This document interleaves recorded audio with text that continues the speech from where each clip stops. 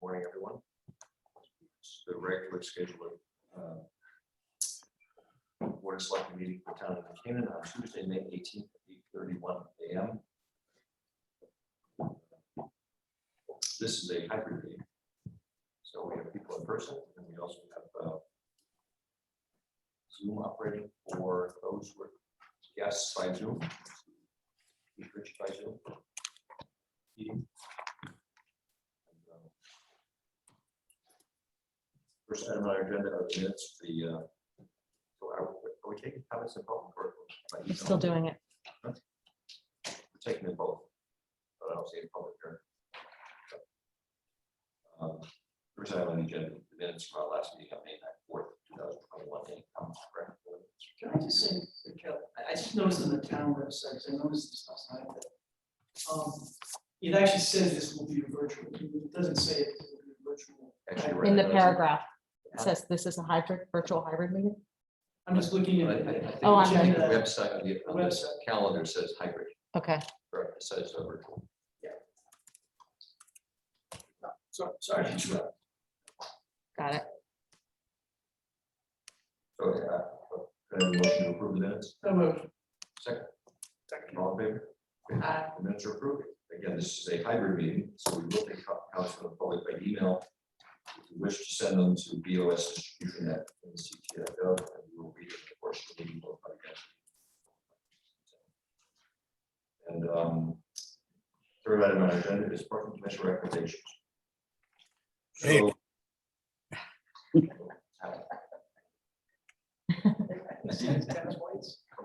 whatever. Nothing, he just spoke up. So the continuing saga of what's through parking, the parking commission met and made some recommendations, and they're on our agenda. I shared with you the video of the meeting, because I think a number of things that were in motion last Thursday's announcement about CDC sort of suggested calendar for opening up and people returning to work in Manhattan, maybe accelerating, although the big question there is what restore the train schedule. So Keith, do you want to say a few brief words about your recommendations? I would. Would it be possible for me to share be allowed to be, for me to share my screen? Yes, you have 5 minutes. That's no problem. But I cannot share the screen. I've been disabled. Hang on.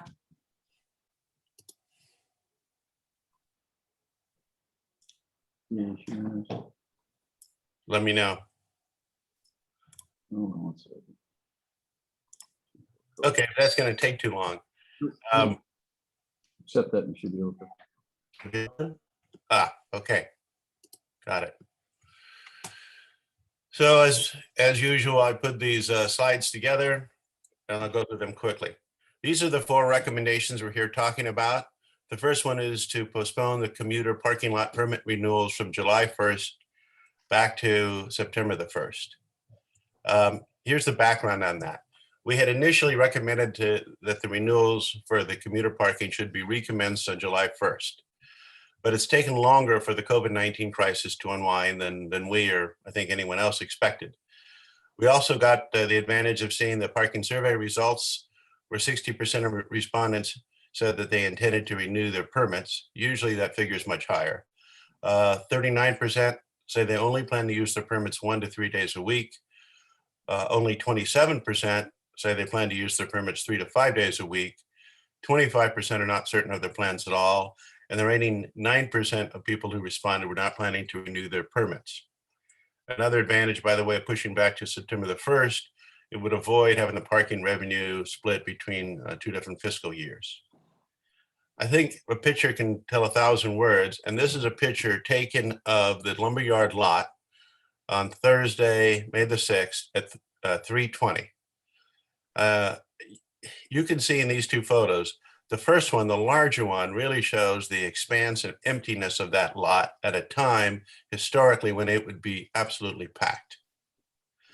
The other picture on your right shows that really the only cars in that lot are the ones up there near Walter Stewart's and Leo Carl, and those are local users who are using the lot.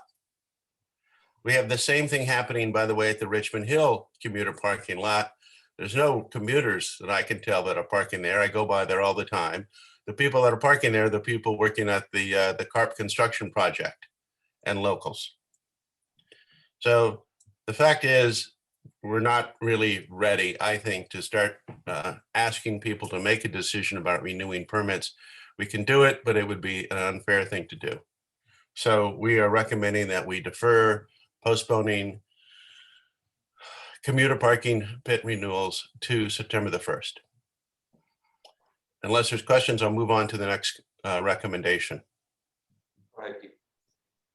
So historically, we have not charged for parking in the so-called Park Street Playhouse lot on Saturdays. We don't patrol there on Saturdays, but we do patrol and charge for parking in the Morse Court lot on Saturdays. That seems unfair because what I call the Park Street lot, which includes the Playhouse lot, is really the same sort of lot as Morse Court. It's a very active lot. It's for shoppers. It's for, these are the lots that get the most use. And that we charge for one and not for the other seems unfair. Having that inconsistency makes it complicated for people looking for parking to find that they think maybe that they have to pay, and so they pay even when they don't have to pay in the Park Street lot. And sometimes they'll park in the Morse Court lot and they'll think it'll be free like the Park Street lot. Also, arguably having this free parking on Saturdays undermines our effort to get workers to park in the Locust and Center lots on Saturdays when parking is at a premium. So that's the background for that recommendation. Any questions? Okay, just two more. The third recommendation is to formalize a priority permit reinstatement period for commuter permits for 2 years. So the background on that is we've had an unwritten policy that if a commuter chooses not to renew their permit, they may remain on a priority list and their permit may be reinstated in the assigned lot. In other words, they go to the top of the waiting list. We never defined a time limit. And what we were trying to do is when we had the 7-year waiting list for people to get into the lumberyard lot, we wanted to encourage people to give up their permits so we'd feel comfortable issuing new permits. But we tell these people, well, maybe they had a job change, maybe they had some change in circumstances. You can come back to the lumberyard lot without having to wait another 7 years to get your permit back. And I think it was a very successful policy. We're expecting that policy will get a lot of use this year. And so we kind of want to formalize the time limit and make it 2 years. So after 2 years, so the first 2 years, you're on this priority list and you can come right back to and get your permit. After that, you've got to go back to the waiting list. And the last recommendation is a new subject, which is electric vehicle charging stations. We were told that there's $10,000 that's allocated in the budget for charging stations. And so we decided that we would recommend to install one next to the existing charging station in the Morse Court parking lot. Second, any remaining funds should be spent on adding 1 or 2 charging stations to the wall of the outback opposite town hall. And then 3, we would ask planning and zoning to require installation of charging stations at every multi-unit development at a ratio of new units to charging stations that they can determine. We don't have the information to have a good metric. And the background on those are that right now there's 2 spaces set aside for electric vehicles in the Morse Court lot, but there's only a single charger. And I can tell you from experience owning an electric car that this is confusing and frustrating because you pull in and there is an electric vehicle parking spot available, but their charger's already in use. And there is no other charger. So here you have this space, but there's no charger for it.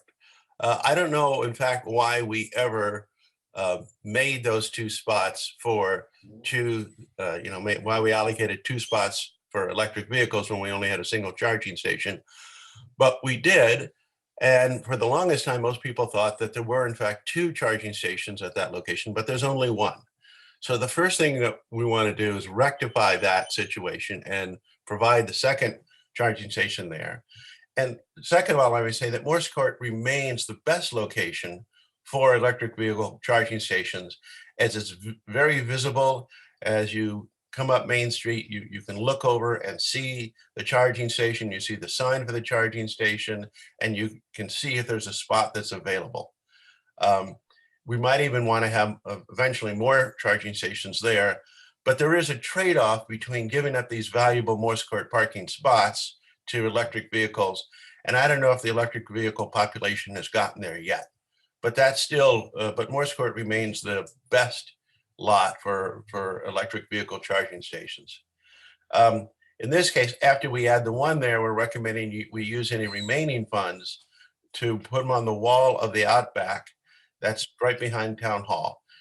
Because it's a town-owned building there, it has easy access to electricity, which is a key component in making this economically feasible. And I think that you would have guests who are visiting Town Hall who may want to get a charge, and you may eventually have town vehicles which may want to plug in there. And that concludes the recommendations.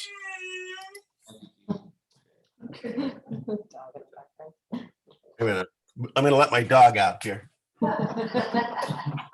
my thought on this is that I don't think we need to decide the permit thing today. I think we can wait for 2 weeks and do it first. I think we ought to discuss it today. And the other 2 recommendations I think are easy for us.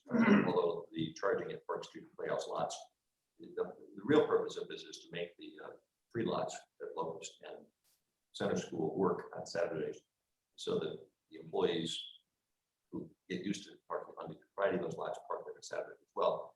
Park Street and Playhouse fill up quickly, and it's partly because of the employees downtown. So I think this makes sense in terms of beginning to enforce Saturday. Do you know what I mean? Yeah, since this inconsistency has been around for a long time, we want to make sure that our residents, get noticed, because people, you came in town, we're used to parking on Saturdays and Sundays, so maybe we have a grace period or something. First time you mess up, you get a notice, and the next time it's fine. So I think July 1st, we have some work to do to get this in place with signage and stuff.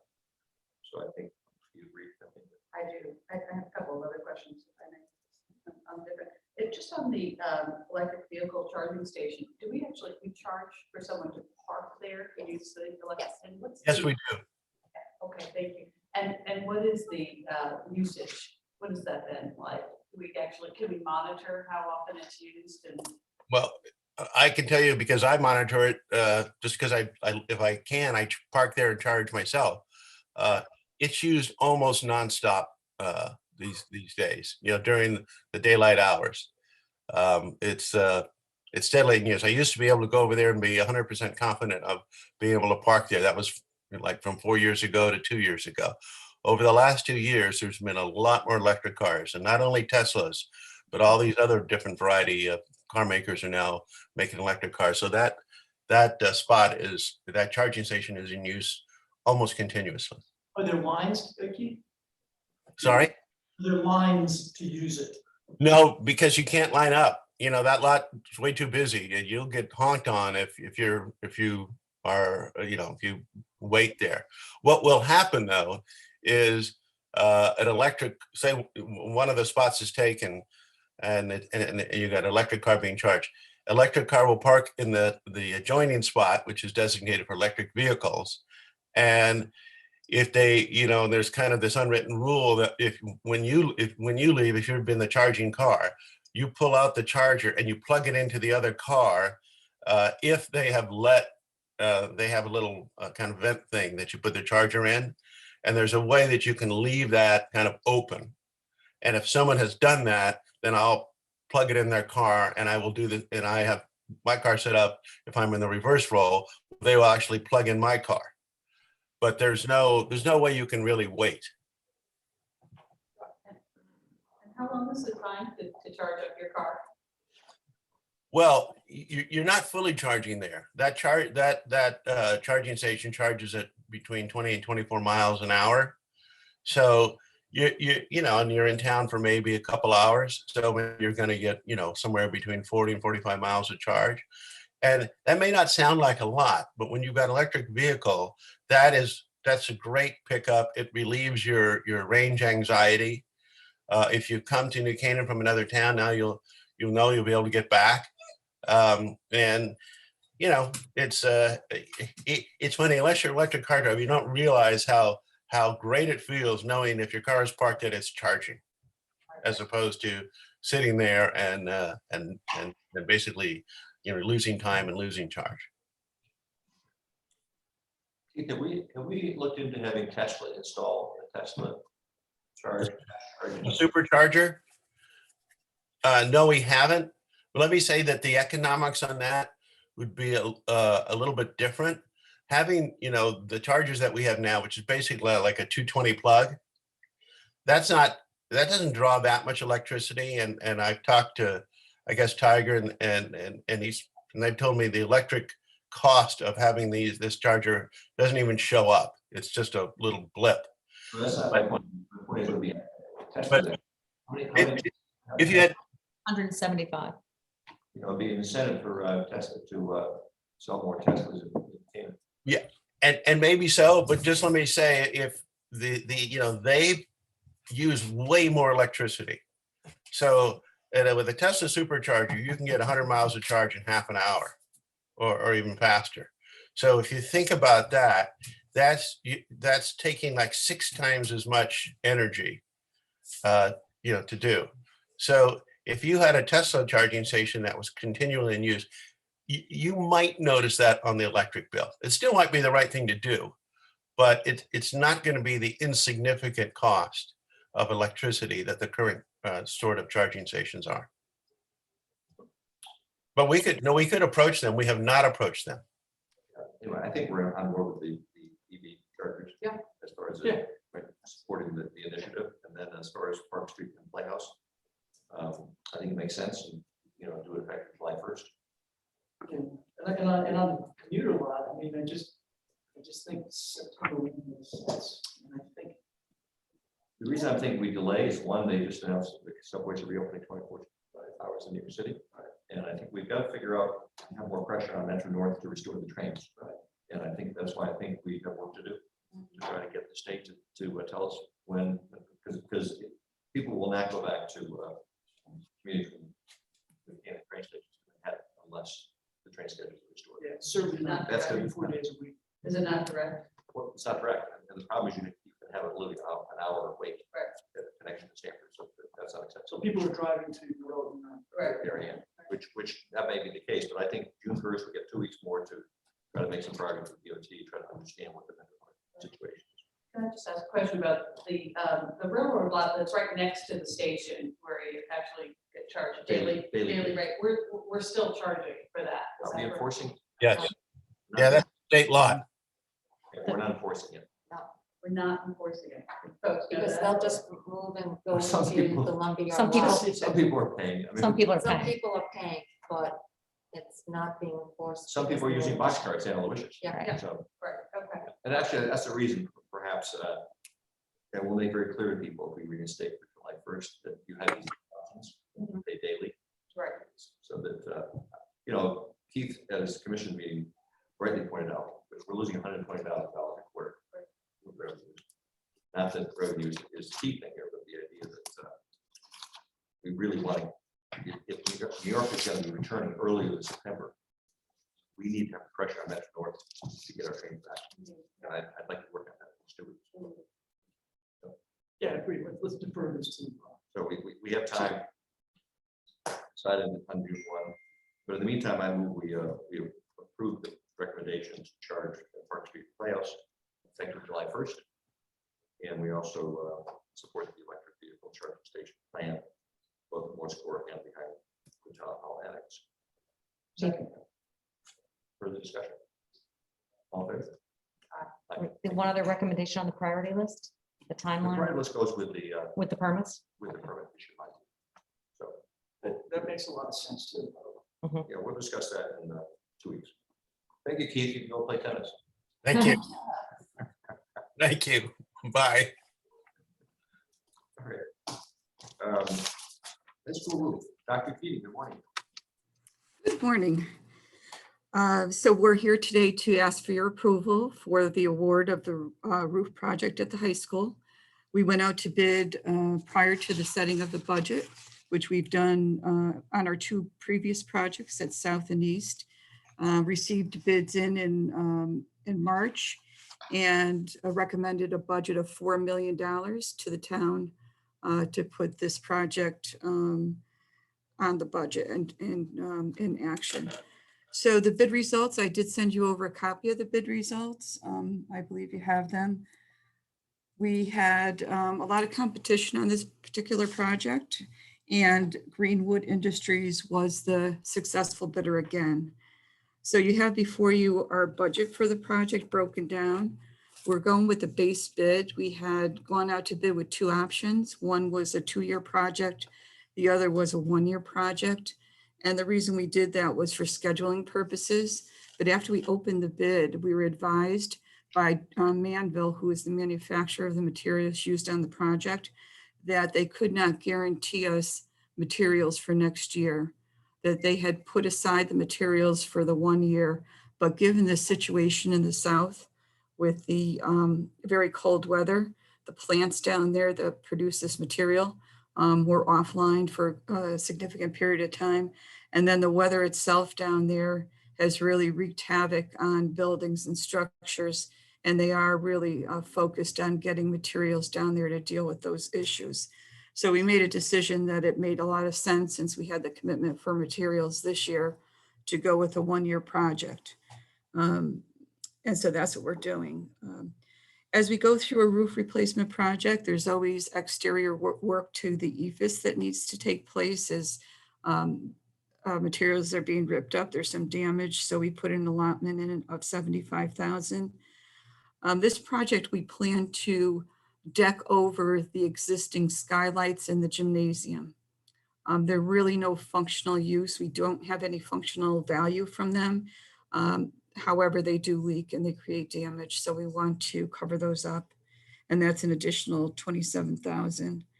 We're only putting a 10% contingency in on the budget.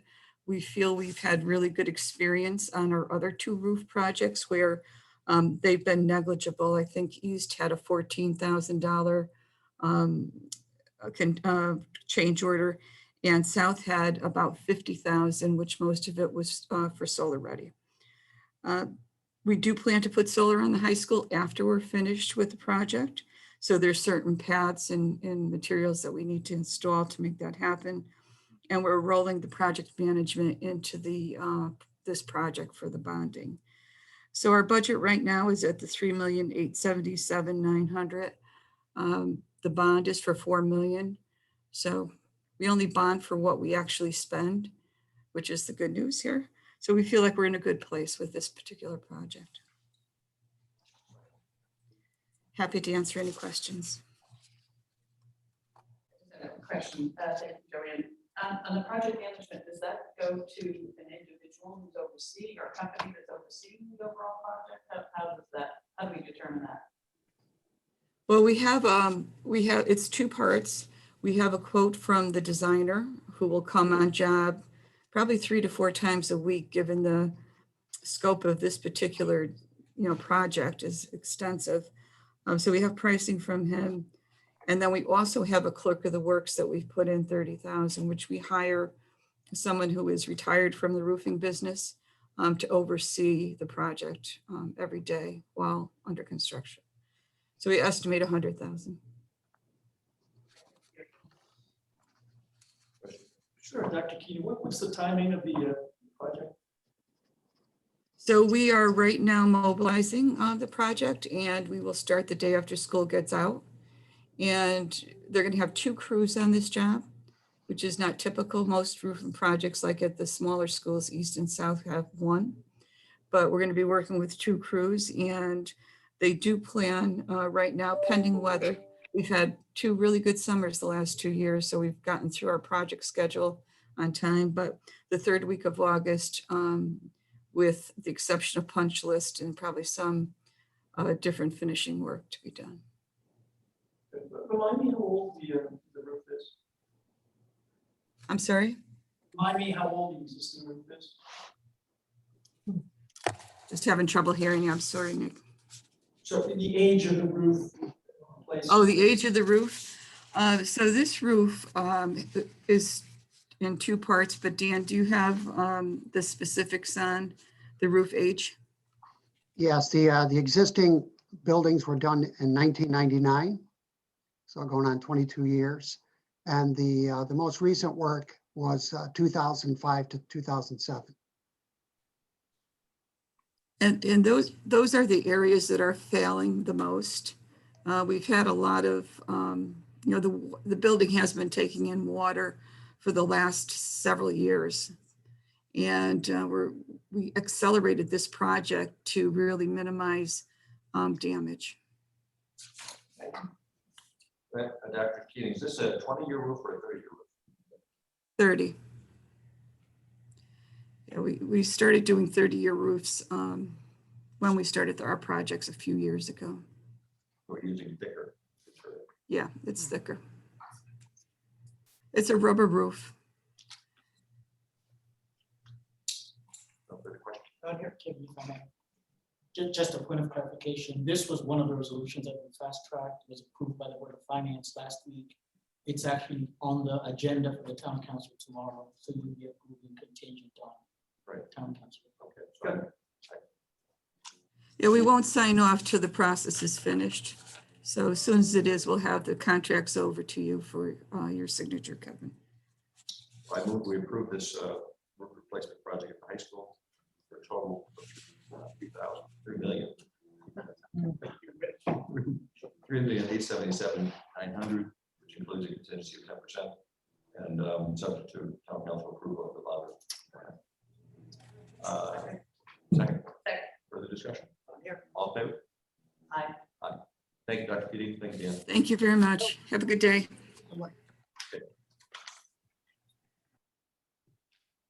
Jones. On deck. Good morning. I am here to talk about the Hooker and Holcomb contract. This is a request to enter into a 3-year contract with Hooker and Holcomb for actuarial consulting services related to the funded retirement plan. The contract cost is currently $55,000, and we are is $50,000, and we are going to be going to $55,250. $16,250 of that is for annual services, including preparation of the gas fee disclosure and the town's audit preparation. And $39,000 of that contract is for preparation of benefit, pension, and OPEB statements. We have been in a contract with Hooker & Holcomb since 2012, and we have had no increases. So this is our first increase, and it's only $5,500. The pension committee is the committee that's in charge of reviewing the increases as they come in, and so I would recommend that we put this contract. Any questions? Cheryl, just remind us, was it 2 meetings ago that also the contract with the Holcomb came up? Was it? No, that was actually a bill, and we talked about that a new that's contract will be coming through, and we'll just give us Okay, so that was built for this year. This is going to be for next year. All right, thank you. Sure, remind me, who pays the bill? It is split between the general fund and the pension, depending on whether it's pension statements or whether it's gas fee statements or the audit. So we make those determinations through the pension. On here. I move we approve the request to approve the 3-year contract with Hooker & Holcomb for actuarial selling services. Second. Discussion. All in favor? Aye. Aye. That's unanimous. Thank you, Cheryl. Thank you. I would like to recommend Shara Carlos as an equipment operator too. We received only 15 applications, which is not a lot for us. Usually we're close to 100. But we received 15, we interviewed 6. We've had some terrific candidates, and we'd like to offer the position to Shara. He has been with King's End for over 18 years. He's got experience with driving trucks, working machinery, great personality. And, I think he'd be a great fit in his budget. Questions? I move we approve the request from Human Resources to hire Sharon Carlos as equipment operator to the highway department. Second, Second. all in favor? Aye. Unanimous. Thank you, Joe. Thank you. That's fine. Sure. And Andrew Brooks, our town treasurer, is also on the line for this. Just a quick update on the banking RFP. Last week, we interviewed 5 banks that had submitted bids for holding of town funds. So we're finalizing the process of evaluating. We're looking at the fee schedules, the bank ratings. We're looking at their municipal experience. A big one for us is a lockbox. A lot of the tax payments come through lockbox, which is where you mail the payment in, and so there's a whole processing process that goes with that. So we're evaluating that. Another piece in discussion with the Board of Ed, they have, I think, about 2.5 million that are separate, sitting in a different account. And they're getting fees just because of the minimum balance requirements. And so part of this discussion is also moving over those funds. They'll still have a separate account, but it will be combined within the same bank, and that will avoid them paying those fees. And the banks have said that they will be willing to treat that as a combined account, so they will assess those fees, unnecessary cost on their part. And again, we're following our investment policy. The priority is obviously the safety of the funds, the liquidity of the funds, and then the yields that we get from the funds. It is an interesting year with interest rates. I mean, we're looking at 0.15 versus 0.175 in interest earnings. There's not a big swing.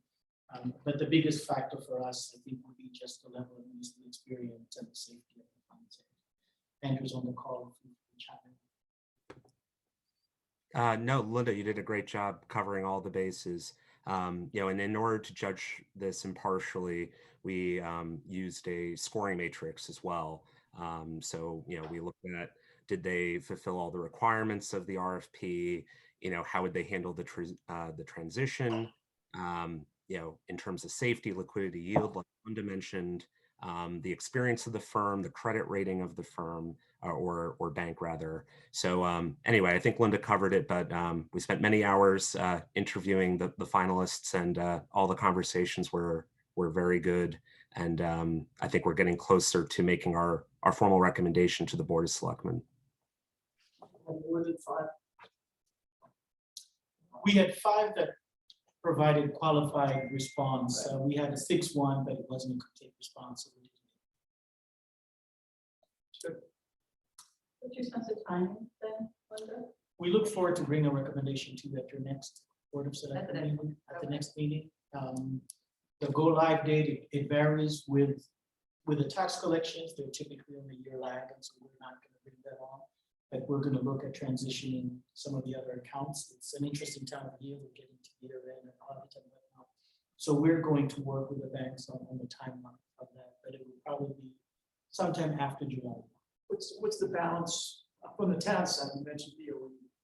Overall, on the town side, average daily is about 75 to 76 million, because it includes the taxes and some ebbs and flows. On the BOE accounts, they have about $2.5 to $3 million or so part of this overall.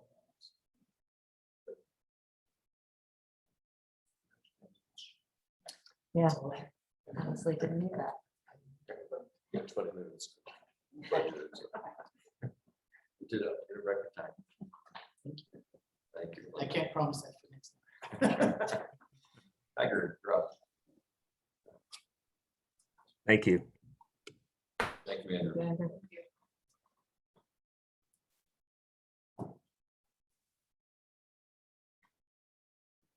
Morning. Happy National Public Works Week. We're supposed to say that to you. Right. So the first item we have is an approval of our annual crack sealing of local roads project. This is actually an extension of an existing contract with Indus, formerly known as Seal Coating. They are actually holding their prices from our bid of 2017. You're talking about Sodium Drive, did they get bought out or what? They changed names. They just That's all changed they it? did, yeah. So no change in control, just same people. Same people, I mean, they were actually in this last year, they kind of went through a rebranding over the last season. They offer a lot of different pavement techniques, so seal coating didn't necessarily with the bill as far as the description of what they do. So they do a lot of pavement management, micro thin overlay, cape seal, all these things. So seal coating really didn't do it. Seal coating kind of lended yourself towards driveways or thought that it was driveway, and they're actually more on the municipal side doing multiple roads. Because we've been using it for a long time. That's what it Yes, is. yeah. So, excuse me, so this is an extension of an existing contract. It will be for 31 roads in town, about 87,000 linear feet or 16.5 miles. We'll be crack sealing is the number one thing we should be doing with our roads, first dime we should spend. It's one of the reasons why it's being brought forward first. So we'd like to extend the contract or continue the agreement, I should say, within this for this year for 130,127 and a 15% contingency for 19,519 for a total of 149,646. Funds are currently available on our. Want to vote on the separately? You want to put your questions? I just questions. They just mentioned how many roads or what was the number? 31 roads, 31 roads. Is that half or what are we? What percentage? 16 to 16 miles, we have 125 miles. We have 125. So it's a small, and that's roughly the percent you allocate each year, or It varies because it's based upon it's on a timing sequence whereby we crack seal 5 years out, and then we crack seal micro thin overlay 10 years out. Okay. So you're looking at kind of a combination. Some of these roads will not only crack seal, but they'll be micro thin overlay. So you're looking at 16 miles out of 120, probably a little bit above what our percentage would be. Okay. This year.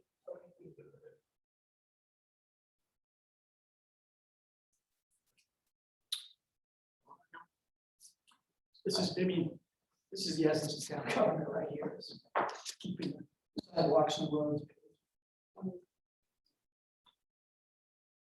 I will approve the request for public works to continue an agreement with Indus formerly Seal Company for crack sealing of various town roads for a total project cost of 149,646, which includes 1,519. Second. Second. Nick seconds for discussion. Aye. Thank you. Local roads. Local roads, this is for our milling and paving projects for this year. We have 9 separate roads that we would like to do. We went out to bid, we received 4 bids. 2 were newcomers to us, or actually 1 was a newcomer and 1 had kind of returned to the old Waters Construction, had done some paving for us in the early 2000s. That hadn't bid for us in a number of years that came back.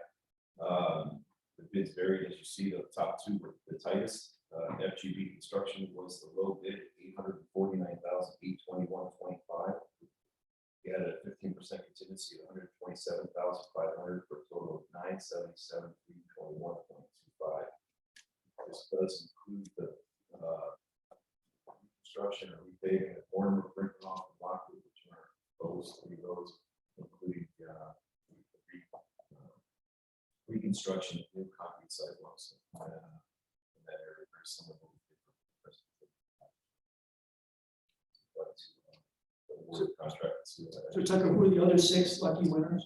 The other 6 lucky winners: Charter Oak Drive, Charter Oak Lane, Clearview Lane, Four Winds Lane, Glen Drive, Richmond Mill Road. We are working with Eversource at present for Lower Main Street from Farm Road to Oak Street, Gower Road, and then possibly Park Street. We're trying to escalate and move them along as far as their service installations. At that time, they're responsible for those roads. That was my next question, which is, in a snapshot, where are we? I know 123 looks like it's pretty much almost done. Drainage culvert, yeah, it's Yeah, open culvert. to traffic. It's basically shoulder work, guardrails are in, like landscaping work to do, then they'll be out there. Carter Street, that was just closed for a while. A bunch of different. Electric power. That's power. That's Yeah, that's power. yeah, there's a resiliency backbone going in as far as higher poles, more with large diameter, which should help them with their resiliency. That's an entire project with kind of helping the circuitry there. That's the last circuit that comes on every single year if there's a power outage. That Carter Street area is one of the most problems. So this will help, this will alleviate that. I don't say I won't use the word alleviate, but I'll certainly say it will help. Main Street, anything else? I mean, I know Aquarium's finishing up the tie-ins to services that they have on Main Street, so you get rid of the temporary water mains. Church Street is done. They'll take a pause once they're done with that work, and then start at the intersection of Cherry and Main sometime in early June and run Cherry Street from South Avenue to Main Street, and then Main Street from from Cherry Street to Locust. And right now, we have Eversource working at night on Main Street out in front from East Avenue to Locust, then we'll turn the corner and go days from Locust to Forest on our state road. So that'll take about 2 weeks to do, and then probably 2 weeks to turn the corner and go down the hill to Forest and Locust. And at that point in time, they'll change gears and come into the back of town hall and try to service the businesses off the backside of Elm Street on Upper Elm Street, and then the annex will play out town hall. anything else, Aquarian, Eversource related? Aquarius project in the downtown area is going to take about 2 to 3 months. We're trying to have it coincide with the summer lull. We're going to be in the normal summer lull, and then they'll work on Upper Elm Street from Park Street to Grove Street in September timeframe, with the thought of being out of here sometime in October. They're saying October 1, I'm saying November 1. Okay, thank you. That's water main. That's water main solution. Yeah, that's a water main replacement, actually. For a 100-year-old pipe, right? I don't know the exact age, but I would say, but yes, and it will increase our service and our fire flows at that time as well.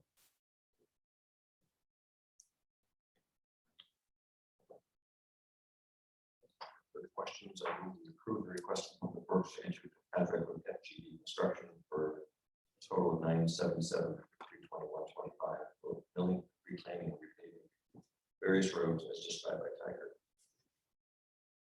Second. Further discussion. All in favor? Aye. One more time.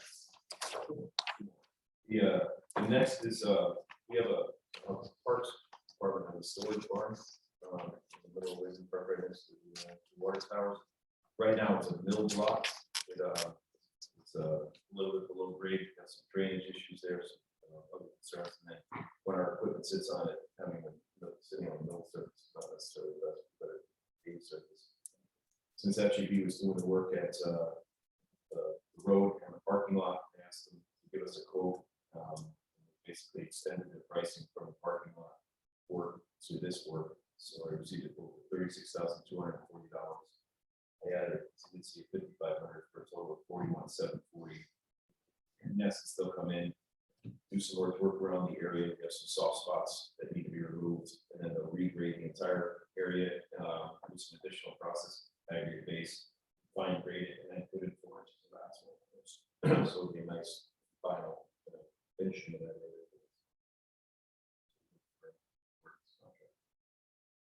Questions?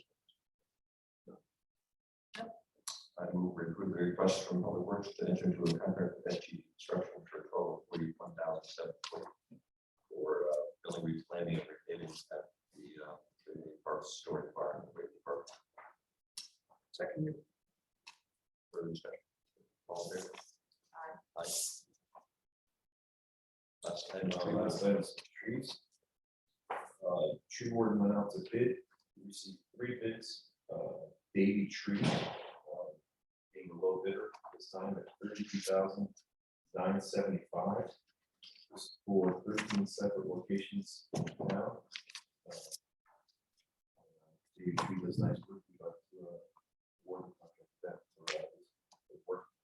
This will come close to closing out the tree warden's budget for the year. We'll be maintaining it. We have have some money in our emergency services account for tree work if needed. We'll get it close, this might be the last year of the season. Tiger, speak up a little bit. Sorry, I'm not getting that, sorry. Questions? It's the first time I've ever had somebody tell me that. Questions? Not here. I move to approve the request from the tree warden entering the contract with Daily Tree for $33,975 for stump removal, pruning and removal of trees. Very appropriate location. Second. Discussion? All in favor? Aye. Unanimous. Thank you, Tiger. Thank you very much. Go back to, well, no, this is an appointment for a committee. Tori Brava, as everyone knows, stepped down. And appoint their replacement to select advisory committee on buildings and infrastructure. In Carol from the Board of Finance. In December 1, 2021.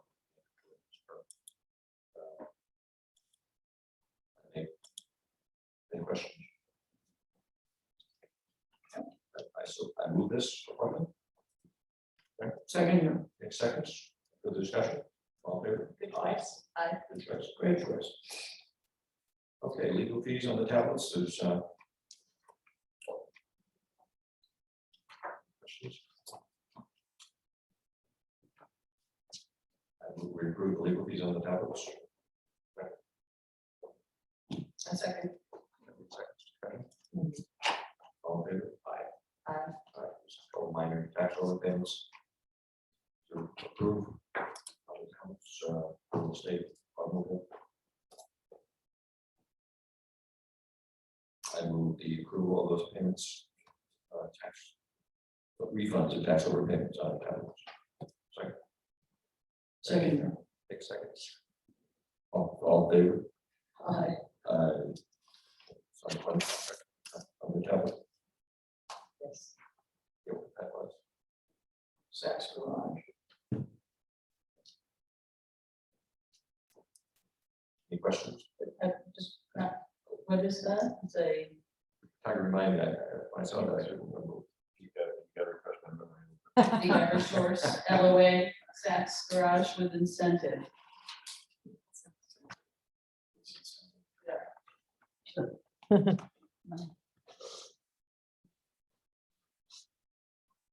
Sorry, this is for lighting upgrades. It's basically a program that Eversource. Oh, that's Eversource's program for. So it's basically they give us an incentive, then the work comes off of our bill. We see a savings, so it's basically that zero change. And then within a couple of years, we'll see a positive return at that point. Lighting upgrades. Great. It's a program we've done for almost every town. Okay, thank you.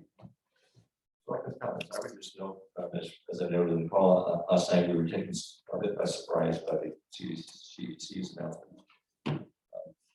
Wearing masks outdoors and indoors.